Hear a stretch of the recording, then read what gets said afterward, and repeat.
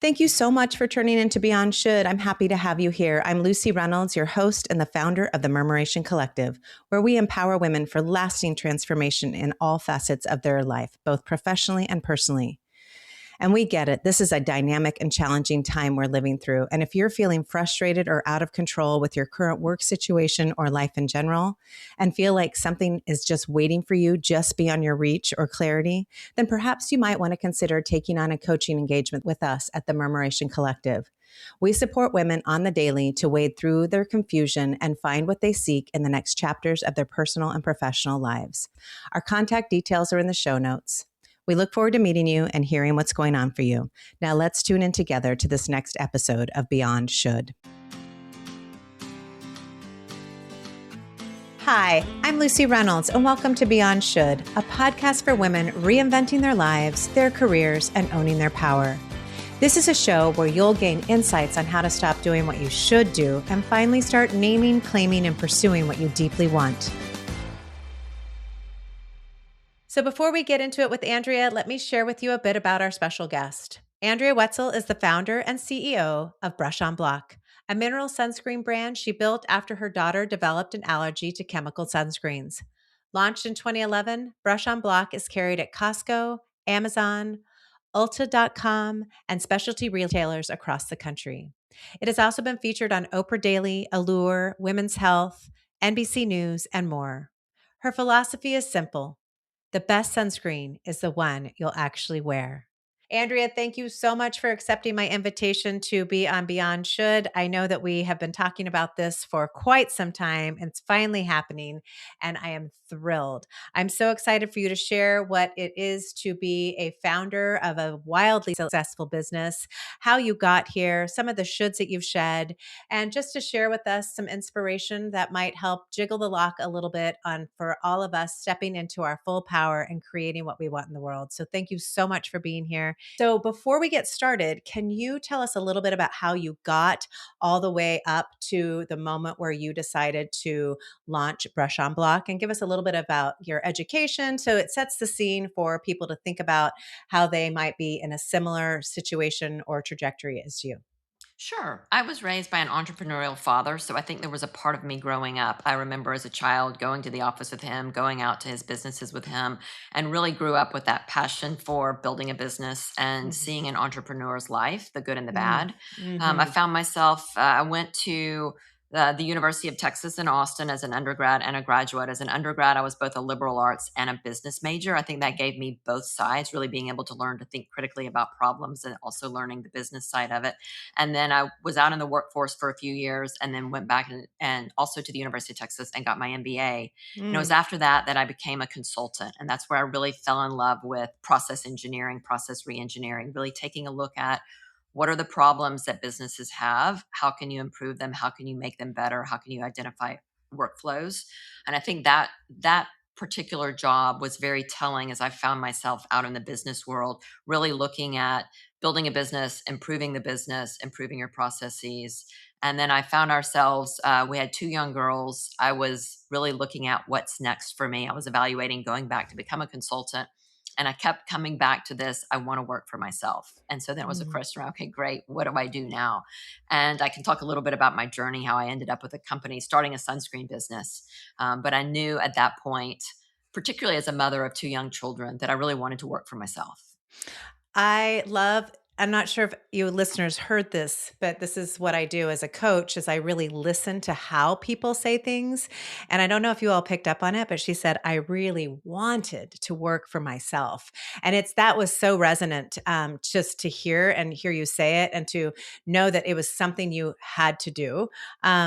So let's hear a little bit more about the wanting to bring this to life. So tell us a little bit about how Brush on Block was conceived in your mind and really how you kind of got started. So tell us your founder story. So I have two daughters who are 23 and 25. And when our oldest daughter was young, she developed an allergy to chemical sunscreens. At the time, I didn't know what was going on. I just knew that whenever we put sunscreen on her, she broke out in a terrible red rash and hives. So I didn't really start out to build a sunscreen business. I started out to protect my kids. So as I looked into it, I realized I didn't know very much about sunscreen at all. I didn't know about the ingredients. I didn't know about chemical sunscreen actives. I had no idea why she was breaking out.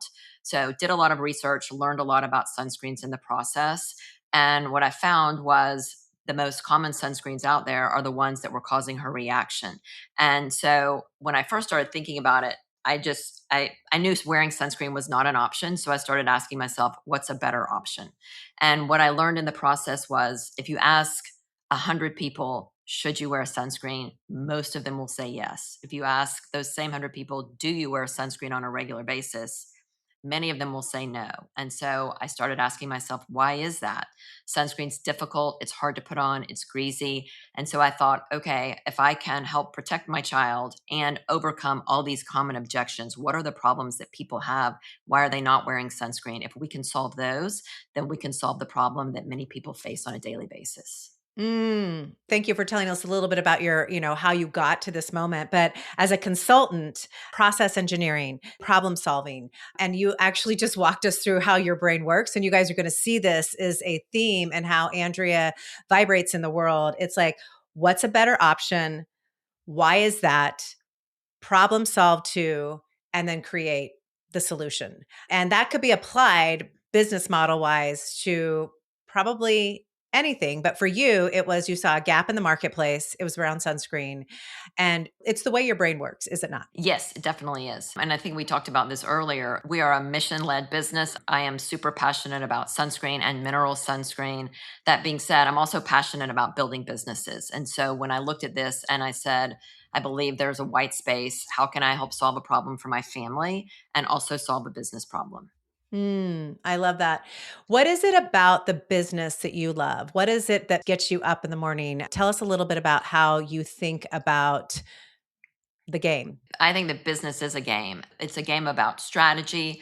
Games have rules, games have strategy, and the best players learn them both and learn how to do them really well. And I look at business like a puzzle. How can I take all the pieces of the puzzle and make them fit together, make strategic moves in a way that they really, really work? And when they don't work, how can you pull back, pivot, look and see where did I put the pieces in the puzzle that don't necessarily fit, start over again and try again. And to me, I go back to that process engineering, re-engineering. How can I constantly do better, be better, provide better content, provide better customer service, provide better products? And how do I continue to put the pieces in place in a way that works really well? I bet you're having a lot of fun with this new tool called AI. Is that like a new piece on the puzzle that you're trying to put together? Like, talk to us about using systems to strategize, to complete the puzzle, win the game. Talk to me about that. Our team has embraced AI early on. We really started using it, I'd say at least a year and a half ago. We have a pretty lean and mean team. We're all really focused on what we're doing and where we put our energy. And Mm, AI has just really helped that. It's helped us, like I said, to me, business, whether it's advertising, customer service, mhm. fulfillment, product development, it's an iterative process, stuff that you do and you do over again. How does this work? How can we pivot? How can we find a better way to do it? And AI has just really helped to leapfrog that forward in the Yeah. way that our team thinks about everything from customer service, new products, what are customers saying about our products, what's the chatter in the marketplace about Mm, sunscreen, what are mhm. people wanting, and really being able to take all that amount of data and pull it together and process it and synthesize it on a significantly faster time frame. Our team has just really, really embraced that. And embrace. I think you have a lot of fun with it, don't you? I have a ton of fun. I love AI. Yeah, we haven't divulged that Andrea and I have known each other for a while. Andrea and I met in a park in Portland, Oregon. Probably the year was 2004, It was maybe. 2004. Yeah. Yeah, Yeah. That's right yeah. when we moved to And Portland. we have Texas roots, both Andrea and I. And I actually think your husband stalked me. I He think did. He yeah, did. he thought I was pretty something cool, and he was like, they didn't have any friends in town, y'all, and we didn't have that many friends, and we kind of bonded in the park. Well, you had two kids, I had two kids, and We so both I've had known Andrew. dogs. Yeah, Yeah. both had dogs going crazy in the park.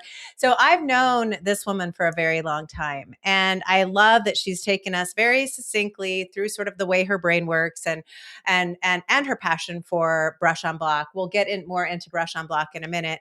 But it really is about business for Andrea. She is my most business centric friend.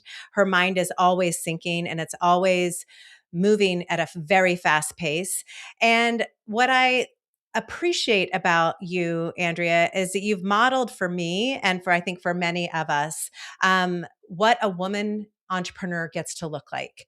And I'm sure it has not been easy. And I'm sure there are many shoulds that you have shed about playing the game. Let's actually just say you like to win the game, don't you? I would love to win the game.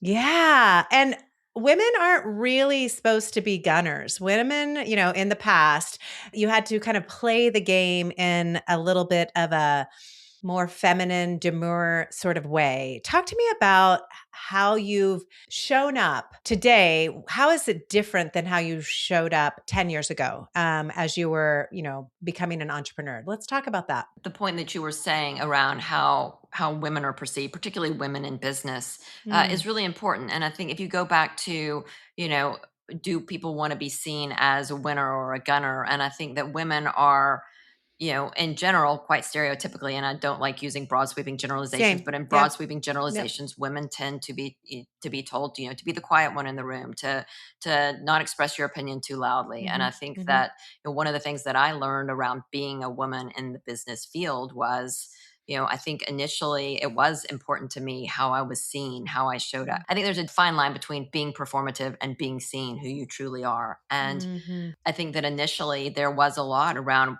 internal conversation with myself around how am I supposed to be seen as a businesswoman? How am I supposed to show up? What am I Hmm. supposed to say? How am I supposed Hmm. to act?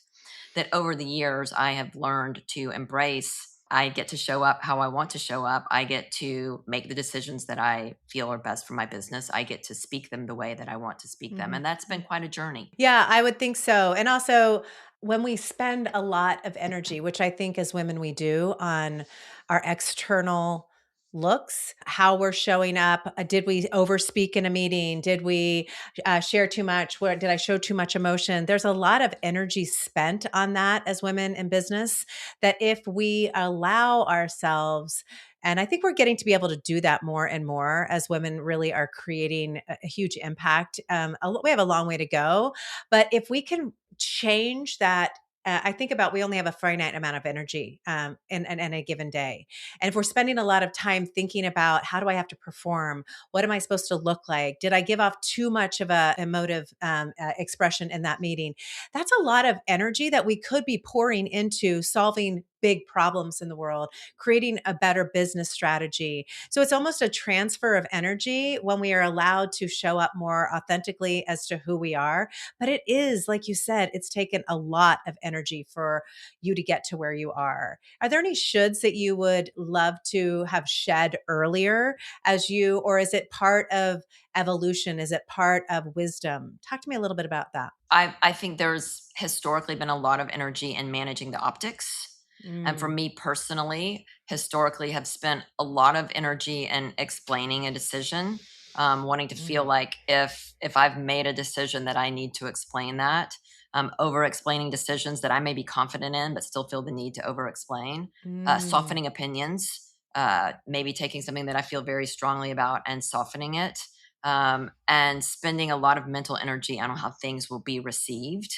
And I mhm, think that with time and maturity, I've been able to shift that. So, as far as my energy and protecting my energy, I think I'm a lot more selective in what I take on and who I mm, spend my time with and the decisions I'm willing to rehash. And I think I used to say yes to a lot of things when I wanted to say no because I felt like the should was I need to say yes, whether that was in my business life or my personal life. And I'm learning that every yes is a no to something else that I may want to do more that may need more of my attention. And I think, at least for me as a person, my personality, I find that in some ways saying, uh, it's a form of procrastination. So I've gotten really, or if there's some fear involved with if I say yes to this, then I won't have the time to do something else that maybe mhm, is more urgent and more important, but there's some real fear around it. So I think that as I've gotten older, I think, one of the biggest steps that I've taken as a businesswoman and as a mhm, leader is mhm, getting really clear on what is urgent, what is important, and therefore what needs to be prioritized and done now, and really shedding the 80% that's just not important, but takes up quite a bit of our time and stuff that you often feel like you need to say yes to. Yeah, I love that. If you've been listening for a while, you know that we do appreciate Greg McGowan's essentialism. And so what you've just explained is if it's needing to be done now and it's essential and it's urgent, it's a process, right? You go through this, do I need to do it now? Do I want to do it now? Yes, do it. And then there is, could it be done differently? Or could I defer it to somebody else? So there's do differently, there's defer it. There's also like delay, activate, defer it to another time. Can it be done later? And that's what I hear, that 80% still needs to be done, but could it be done by somebody else? Do I want to hire somebody else on? How do I work more efficiently? And I hear that as you've gotten further in your business, you've been able to kind of really weed out what is essential and really put your energy behind that. What comes up for you when I say that? Absolutely agree. And I think that one of the things that as entrepreneurs, the conversation always centers around, are you working on the business or are you working in the business? And Hmm. Hmm. recognizing that, many entrepreneurs, they're data driven. They love the details. They want to know how things work and they tend to jump into the business, which is really Hmm. great because then you can work in the business. But as long as Right. you're working in the business and not on the business, you're never going to really get to the next level. And so I think for me, and I see many of my entrepreneurial friends on the same journey, it's this, I'm going to jump up and work on the business. And then I need to get in the business and figure out some more of the details. And then now we've plateaued. So I need to work on the business again. So that to me is a real constant view around, am I working on what needs most of my time right Hmm. now? Hmm. And that constant dance between on and in the business. How do you pull yourself up? Very satisfying to be in the business, to tick boxes, is it a vibration? Is it a body wisdom? Is it like, do you have a colleague who is a accountability partner of like keeping you on the business? How do you do that? Because I think that's a lot. Some people could get stuck in the weeds. And how do you pull yourself up? What have you learned over time?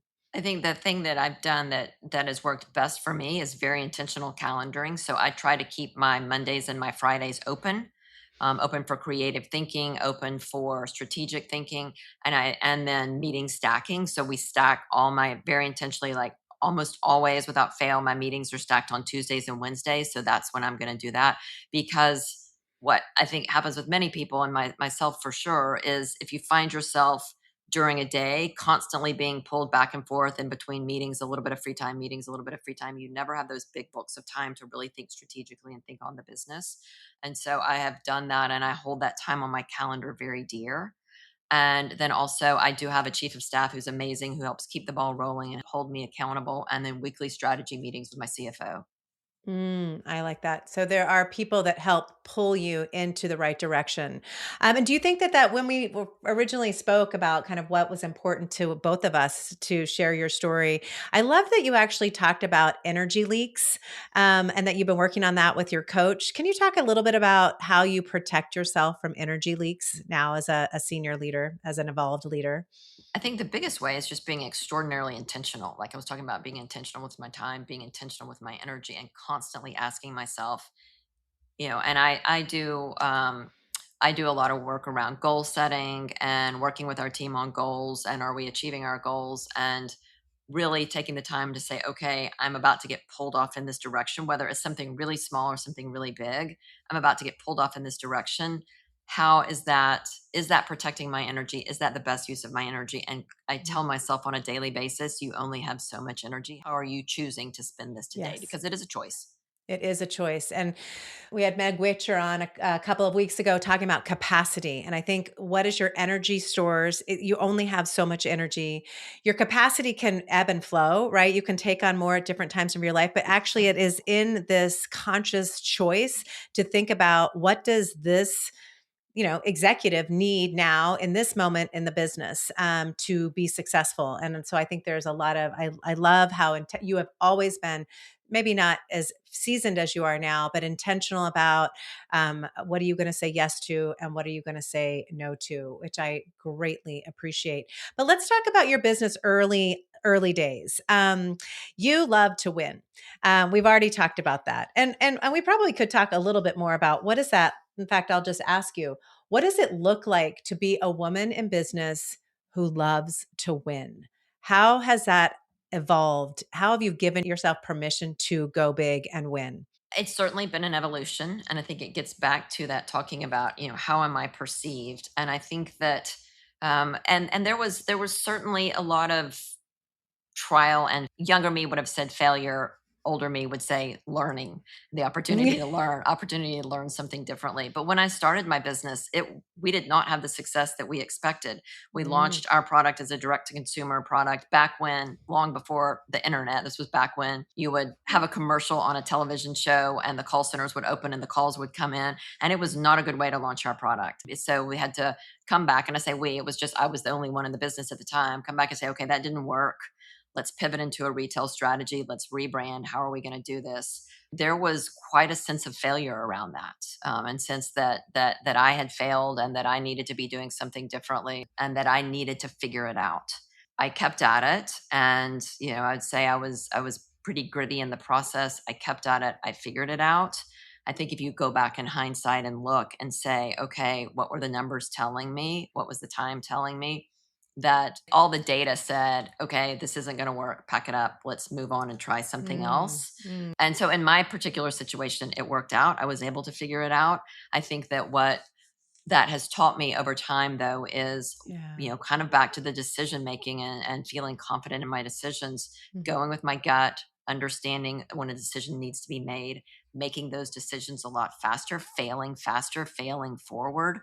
Um, in a way that I think that I've learned to transition, looking at failure as a learning. What did I learn from this? What can Yeah. I do differently? Do I need to keep walking down the same path? Do I need to change to a different path? Mm. Hey everyone, thanks so much for listening to this episode of Beyond Should. I'd love to take a few minutes to tell you a little bit more about the Murmuration Collective, which powers our Beyond Should podcast.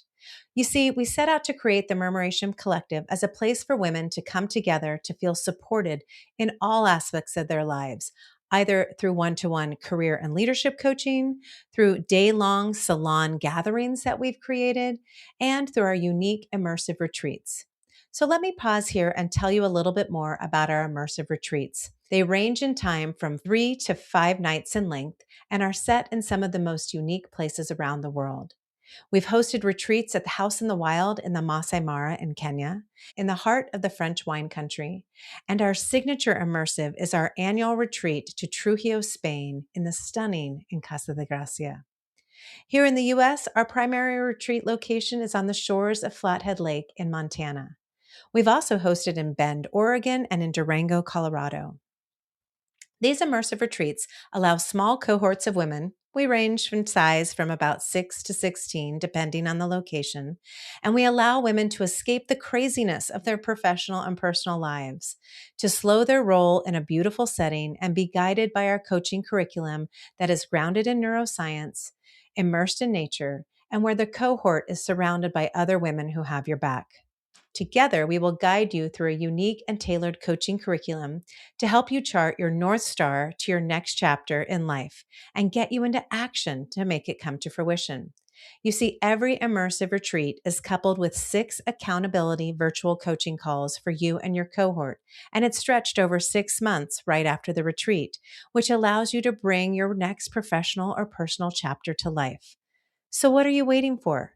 Well, I have to offer you our fall retreat will be in Flathead Lake in Montana, September 23rd through the 26th. Registration is open and spots are filling up.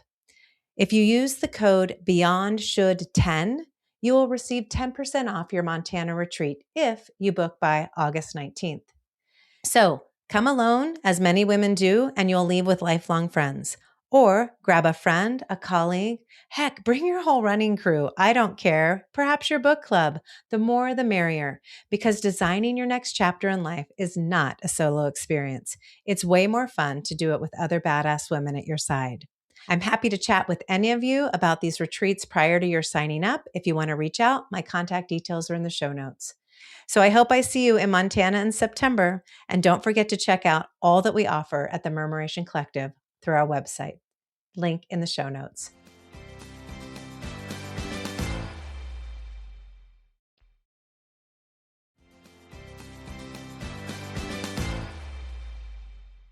if you were to start a new business, what I'm hearing is one of the shoulds that you would shed a little bit more quickly is I don't have to win at this, right? Winning Yes. could be an evolution, right? A winning could be actually walking away because you might get to the next thing, which could be even more successful. But it's having the, I think, maturity, the wisdom, the knowledge.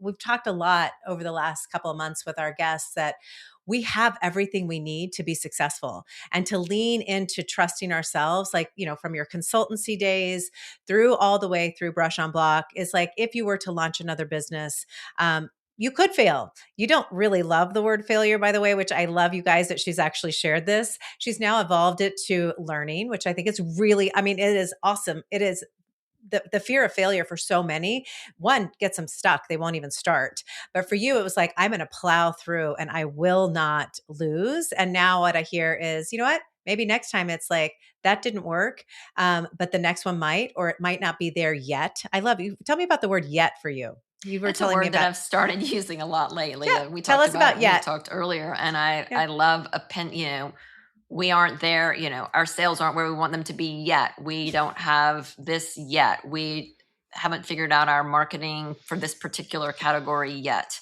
And I think that that's a really great, and it's approach that I like to use with myself. It's an approach that I like to use with my team, and puts us in a, a very different mental position than I can't do this, because Yeah. one is temporary and one feels permanent.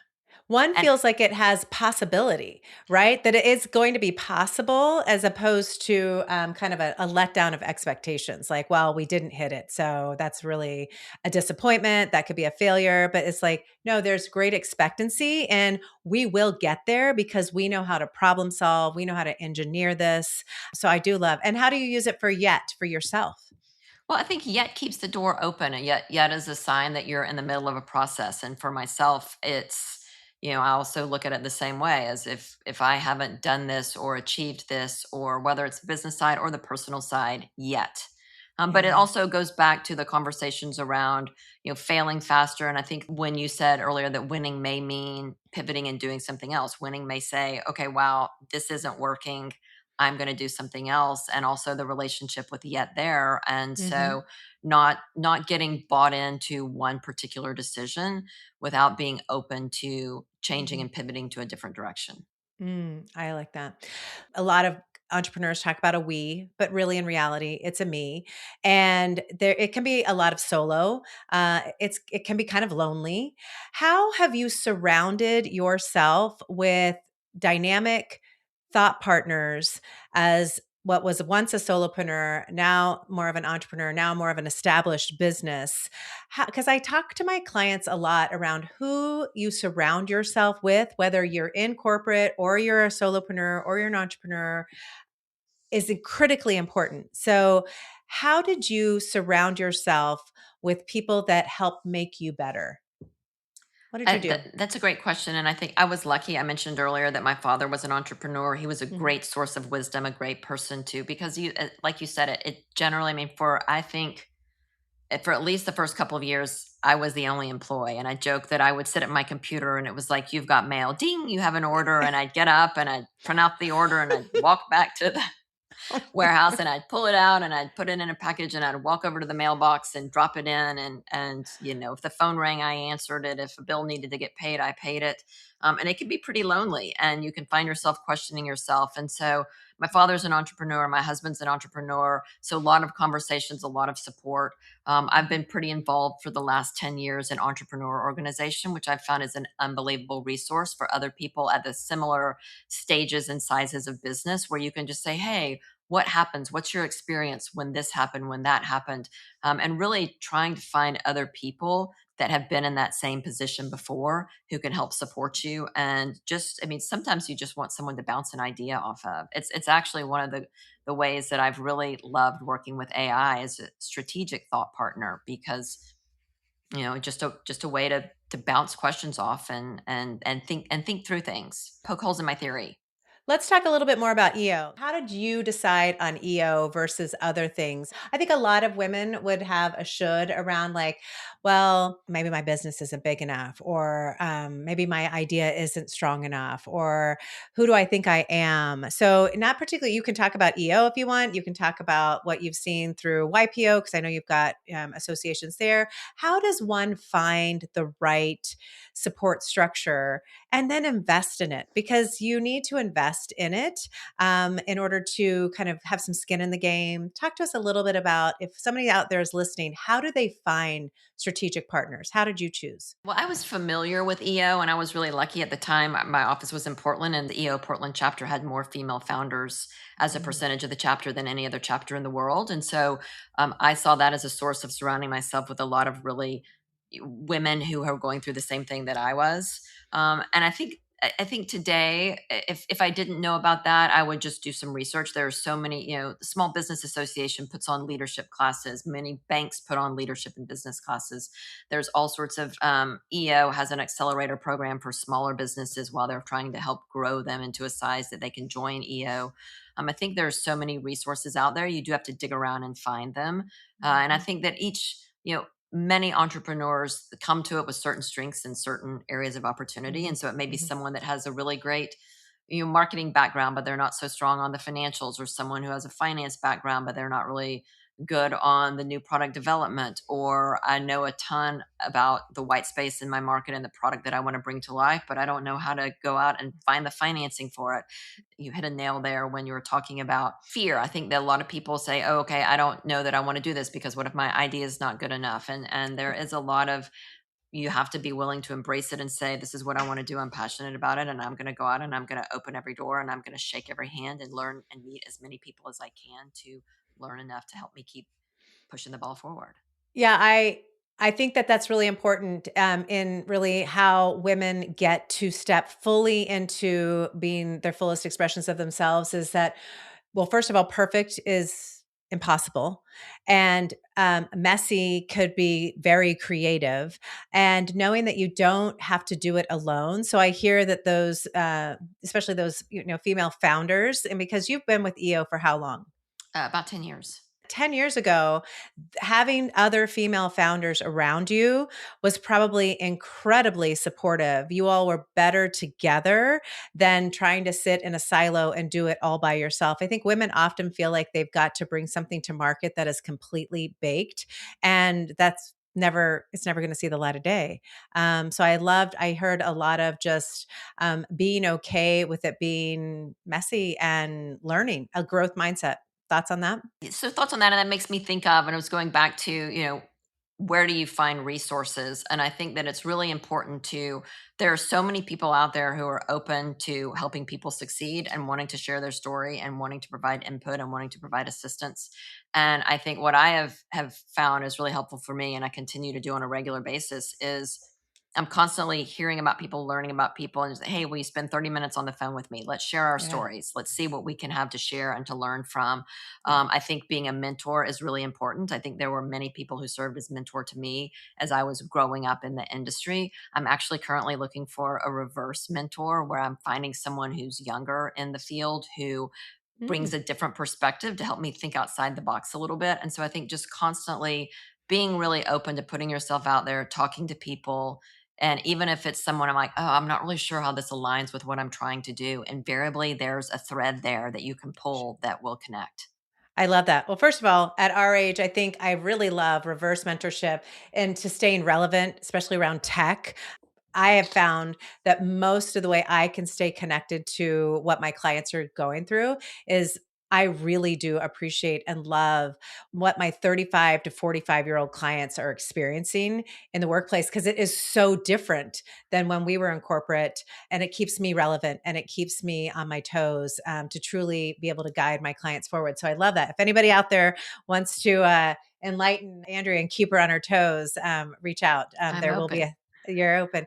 What I also hear is the gift of asking somebody for help, it is energy giving and it's energy receiving. So when anybody asks for my help, I am like, oh, wow. Like they see me, they know that I have this expertise.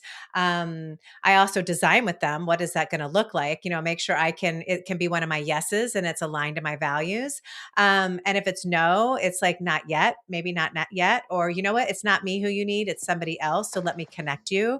But when somebody asks me for help, it is a little bit of a like affirmation love bomb, right? And so I would love to have our listeners be thinking around like, oh, I couldn't possibly write to Andrea Wetsel and ask her for help. Well, you like to be asked for help. So why wouldn't you want to give that gift over there? And guess what? She is resourceful enough. She's going to go through her value set around whether she has time or not. And it won't be a hard no. It might be a evolved, as we like to say, a counter offer. I can't do that, but what I could do is this. And I do feel like, especially women right now, are very generous in spirit. I feel like this is a time of women really working towards uplifting one another. And so if you're sitting there thinking about like, if you've ever said to yourself, well, I couldn't possibly ask them, maybe as you're driving to work today, you're listening. When you get to work, perhaps make the ask. And what's the worst thing that can happen? Honestly, nothing, right? I mean, how many no's did you get? And like you kept plowing through. Did you have a famous no story that maybe made you pivot and go a different direction? If you're talking about no, like asking for help, Yeah. I don't know that I have a no story. I probably have a story of not asking for fear of being told no. And I know that Mm, early on, I joined an organization for women in the industry, and one of their key things is mentors. And I spent months looking through the list of potential mentors, too afraid to reach out because mhm, I don't know if I was afraid of the no, afraid if they wouldn't take me on. And so I think my biggest no is more around the inaction from operating from fear. mhm, mhm, mhm. And fear, as you've been listening along, you know that I feel like fear just means that I don't have enough information yet. So, to help you get over the fear is do research on them. Find a way of asking, where do you have synergies? I tell this story often when we're facilitating at our retreats. I used to sit adjacent to the Nike Foundation. I was on the Live Strong team, and the Nike Foundation was all about the girl effect and around if we can educate and elevate a girl in a developing country, that we could change the GDP of that country in one given sort of lifespan, if girls were educated. And so then there's all the complications around that. Like, how do we get young girls to not be married off? How do we not, how do we get contraception into these? And so they were around the round table and they're like, who's the biggest barrier to contraception? The Catholic faith, right? And so somebody was like, we need a visitation with the Pope. So here's this group sitting around the table at Nike, and they're just like, well, who knows? How are we going to Who get knows the into the Pope? Vatican? Who knows the Pope? And sure enough, you may know who you'd like to get in contact with, but you don't know how to get in contact with them. Ask your circles, because inevitably this group sat around and they were like, well, my cousin in Boston, his uncle is, and I'm not Catholic, so I don't know the exact terms, but he is a canon at the Vatican. And so I could write to my cousin to see if he could write to the canon. And they did not, spoiler alert, did not get in with the Pope, but the Nike Foundation got a visitation with papal people. And they had a visitation and they talked and they laid out the impact around and how could the church get behind them. And it was a very powerful story, I think, around like if the Nike Foundation can get a visitation with the Pope's people, you could probably find the people that you need to help elevate your career or your business. So little anecdotal story there for you. That's a So great story.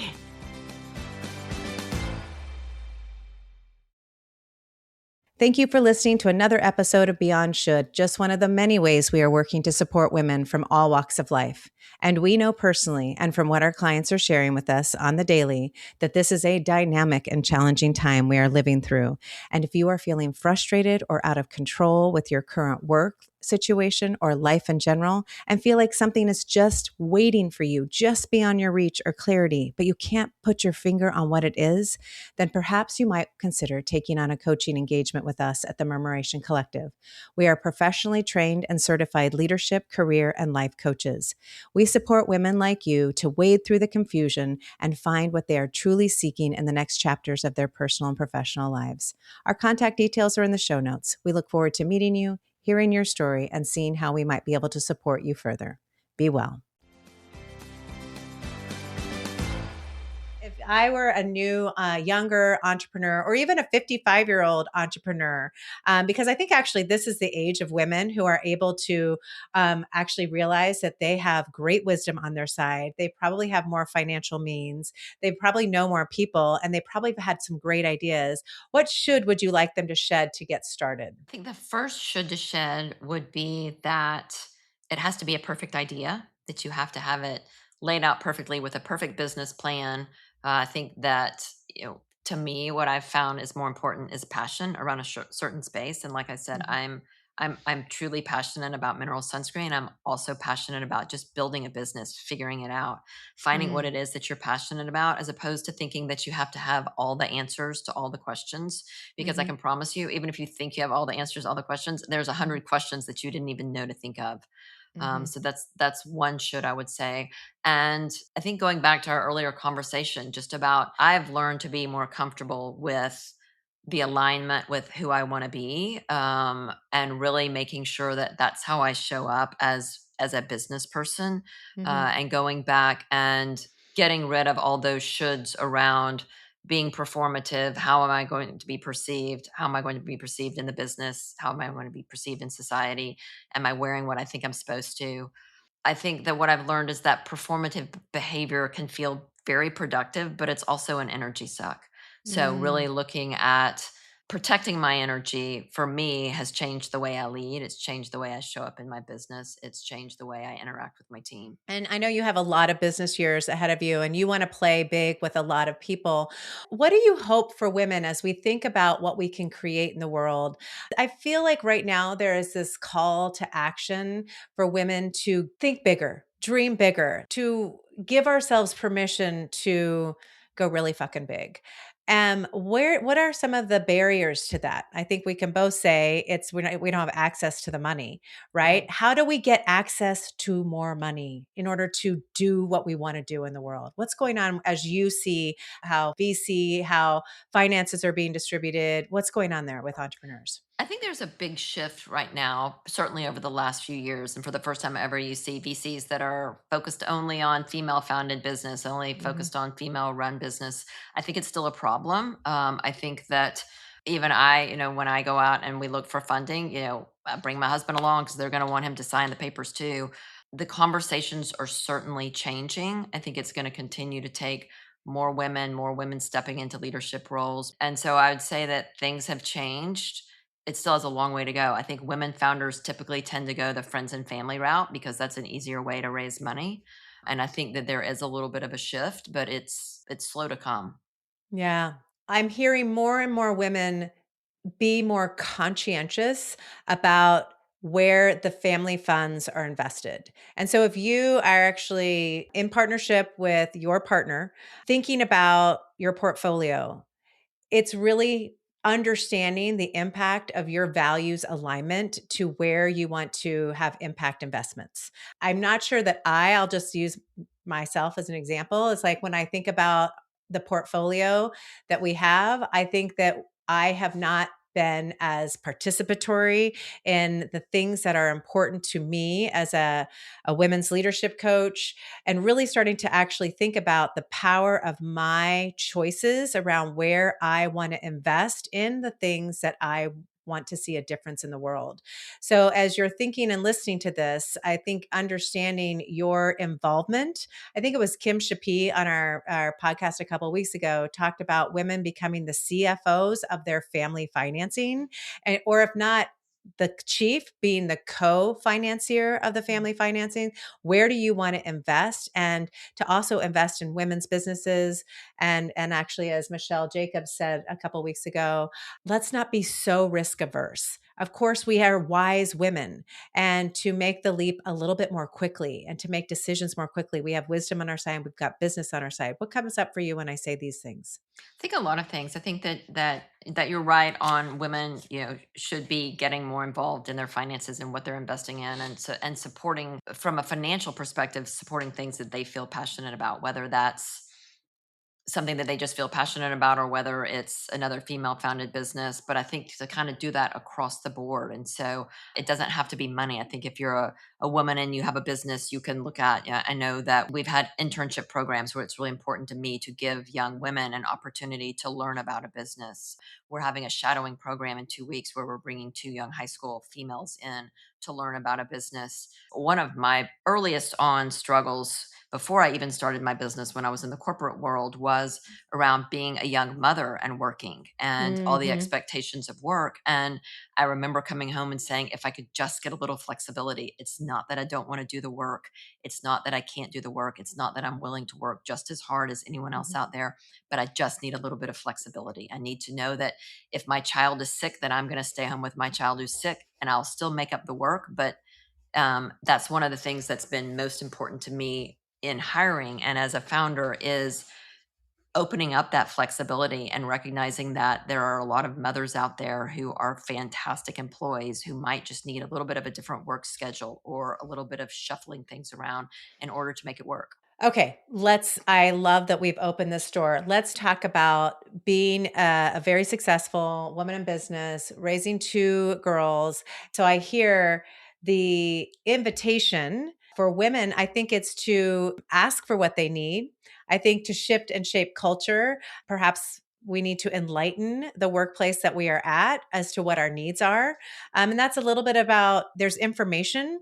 If there is a no in your ask, well, that's data points. And is there a values alignment? And could you all be creative in creating flexibility? Because I think that is the biggest challenge for a lot of my 30 something, early 40 something parents. They're drinking from the fire hose. Mhm. What is a should that you would shed if you went back and you were going through this and you were still in corporate? I think you make a good point of asking for what you need. I think what I found it was interesting, and when I was still in the consulting world, I had both our girls when I was still in the consulting world, and I went back to work part time. And as after I had our oldest, I went back to work part time, and that was a way for me to still be at home a little bit, yet still work. And I was on a part time schedule, and I found myself constantly. I believe my schedule would say Monday through Wednesday, and a partner would Hmm. call and say, "I need you to be at a meeting on Friday." And it'd say, okay, I'll be there. I was afraid if I said, oh, no, no, remember, I'm on a part time schedule so I can be home for a while with my child, that they would take me less seriously. It's an interesting lesson. It gets back to the need to explain and over explain decisions. And I found myself actually in the office one day and I was sitting next to a young female partner and I'm on the phone and I said, well, I can't make this meeting because remember, I only work on a part time schedule and I don't have a nanny. And I hung up the phone, and this darling woman looked at me and she said, you just need to say you're not available. Yes. And I remember that she said, just say I'm not available. And I thought, And the next time it happened, I said, you know what? I'm not available on Friday. How about Monday? Great. Monday works. And so that was a really great lesson to me. And I think that it is, I do think that back to one of my very first comments, I myself, have a history of learning as I have gone through my business, the need to over explain. And I think that was Hmm. a really good Yeah. lesson for me. For me, shedding the shoulds, I've evolved in this a lot. And I think it's my coaching training has helped me, but shedding the shoulds of making assumptions. So there were a lot of assumptions in your story. I can go back and think of all the assumptions. And assumptions just, we're literally not thinking that the people across from us can handle what we have to say, or they're going to make up stories about us. And really, they probably are as solution centric problem solvers as we are, like, oh, okay. And so we often refer to that as, what what your colleague was like, you counter offered. No, I'm not available on Friday, but how about Monday? Okay, great. Yeah, I can do that. Went back to work part time when Madeline was born at Adidas.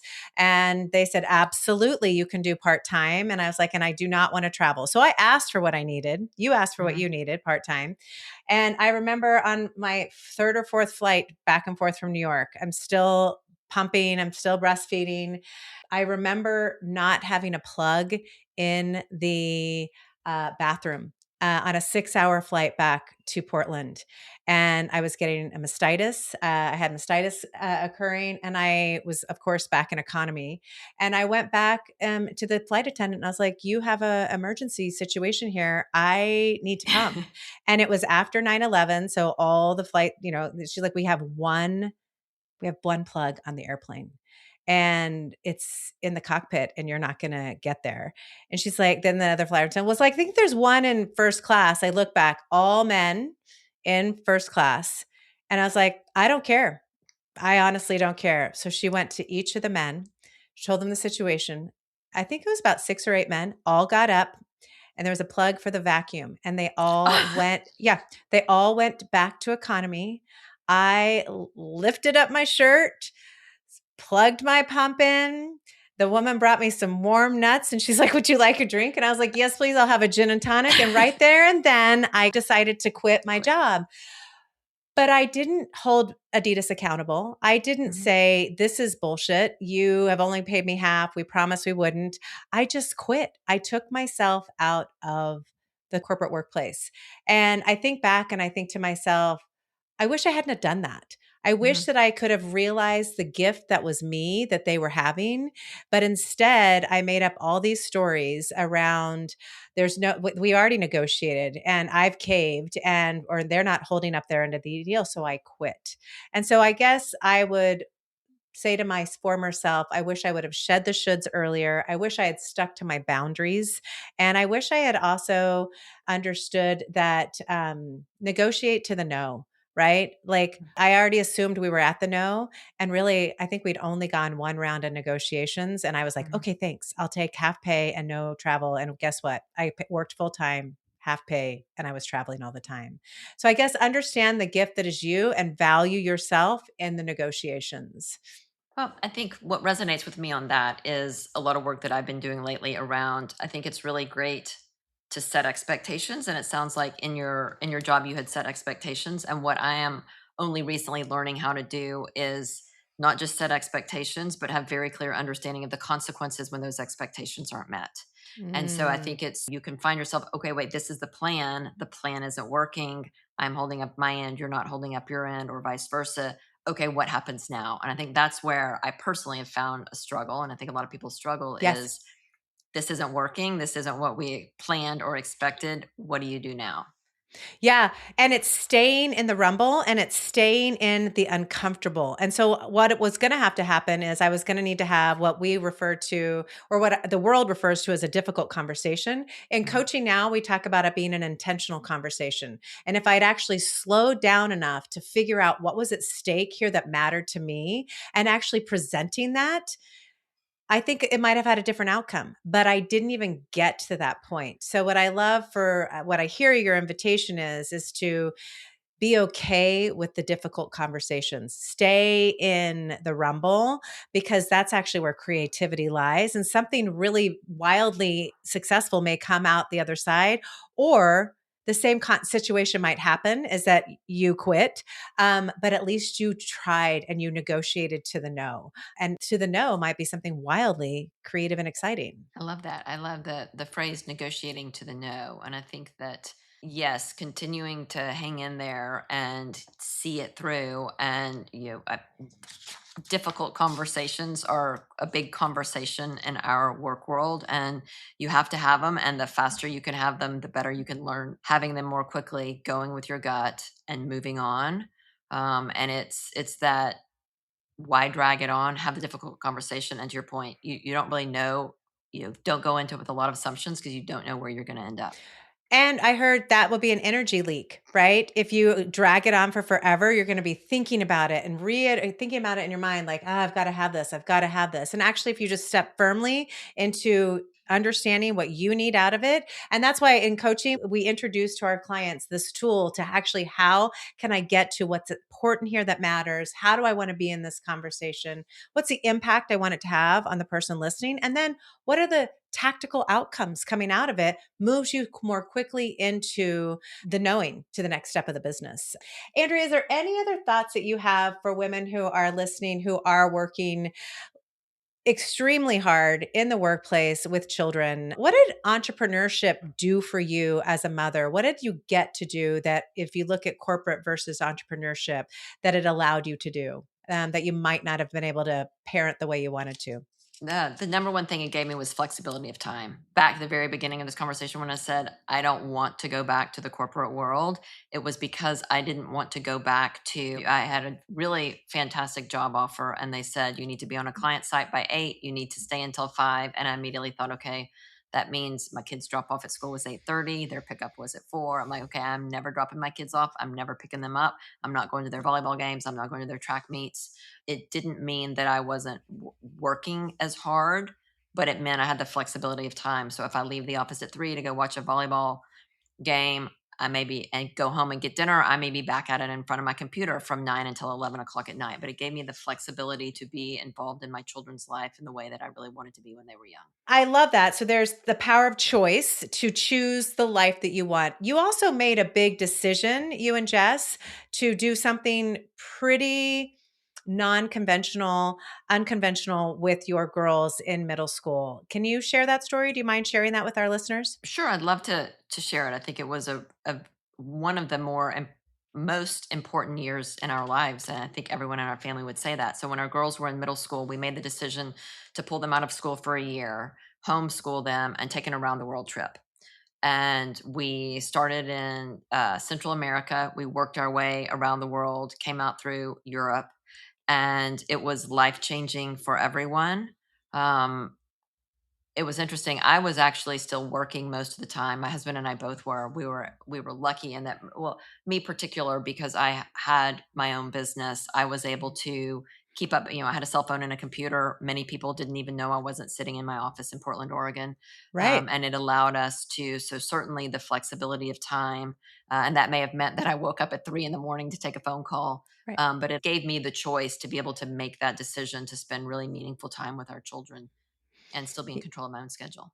Yeah. So I'm just going to reiterate, she took a year, not off, but she took a year and designed it in a year. She just worked remotely, which actually was, was before COVID. So it was wildly exciting for all of us to watch how they put this together.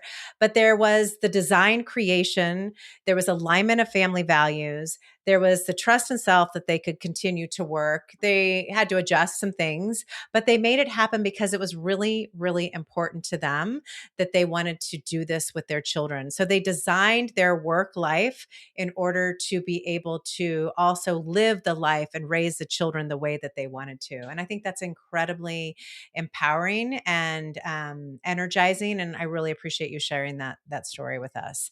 Well, Andrea, thank you so much for sharing, especially that last story, because I think it really is an alternative way of thinking about work and life. And that's one of the reasons that I greatly admire you. I am incredibly grateful to have you as a friend, and you've helped me in my business. And I really appreciate you taking the time to share your wisdom with us. I will see you down in Texas over the months to come. And I'm really grateful for you in my life. Thank you so much. Thank you so much. I'm the same, and thank you for this conversation. All right. I will see you later. And thanks you all for listening. More to come. Wow, that was an inspirational hour spent with my dear friend and colleague, Andrea Wetsel. I'm so pleased that she shared with us nuggets around how she has done her work and her life as a very smart and successful businesswoman. I'm so glad she shared with us around how to surround yourself with smart, engaging other individuals as a solopreneur, as an entrepreneur, as a woman in business. So that was one really great nugget for me.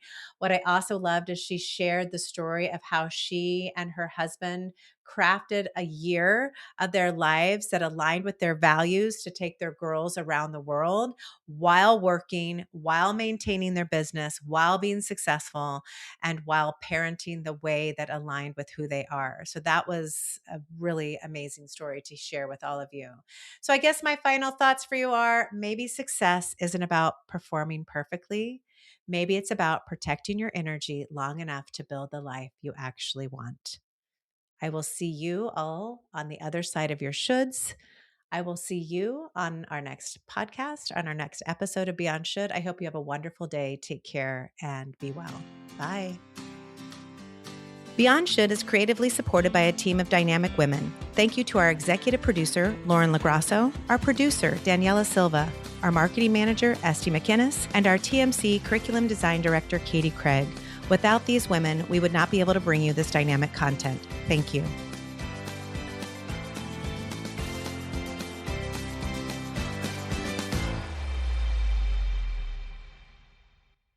Thank you for listening to another episode of Beyond Should, just one of the many ways we are working to support women from all walks of life. And we know personally, and from what our clients are sharing with us on the daily, that this is a dynamic and challenging time we are living through. And if you are feeling frustrated or out of control with your current work situation or life in general, and feel like something is just waiting for you, just beyond your reach or clarity, but you can't put your finger on what it is, then perhaps you might consider taking on a coaching engagement with us at the Murmuration Collective. We are professionally trained and certified leadership, career, and life coaches. We support women like you to wade through the confusion and find what they are truly seeking in the next chapters of their personal and professional lives. Our contact details are in the show notes. We look forward to meeting you, hearing your story, and seeing how we might be able to support you further. Be well.